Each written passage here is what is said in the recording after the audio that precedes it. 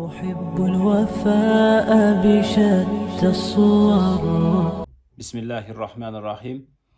Ali ibn Abi Talib roziyallohu anhu rivoyat qiladi. Men sermazi kishi edim. Bu haqda Rasululloh sollallohu alayhi vasallamdan so'rashga uyaldim, chunki u kishi, u zot sollallohu alayhi vasallam mening qaynotalarim, u qizning qizlariga uylanganligim uchun bu haqda so'rashlikdan uyalib, Miqdod ibn Asvad roziyallohu anhuni bu haqda so'rab berishlarini buyurdim. U kishi Rasululloh sollallohu alayhi vasallamdan so'raganlarida Rasululloh sollallohu alayhi vasallam tahorat olsin va olatiga suv sepib olsin. Yana bir boshqa rivoyatda tahorat olsin va olatini yuvsin deb kelingan.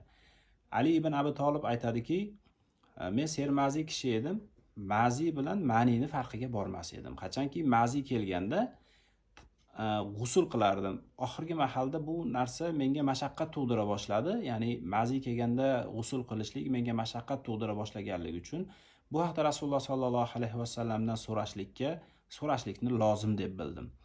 Va Miqdod ibn Asvad orqali bu haqda so'radim dedilar. Demak, mazi bilan ma'nining farqi bor ekan. Ma'ni kelganda kishi ma'ni to'kkanida g'usul vojib bo'ladi. Mazi kelganda bu mazi o'sha ma'nidan avval kelinadigan suyuqlik bo'ladi. Bu agar mazi keladigan bo'lsa, agar inson bir shahvat qo'ziganda kelinadigan suyuqlik bo'ladi. Bu mazi kelganda tahorat buziladi, lekin g'usul vojib bo'lmaydi. O'sha mazi kelgan yerni olotni yuvadi. Kiyimiga tekkan bo'lsa, kiyimni ham yuvish farz bo'ladi, lekin g'usul qilmaydi. Tahorat olsa kifoya bo'ladi deb hukm beradilar. Assalomu alaykum.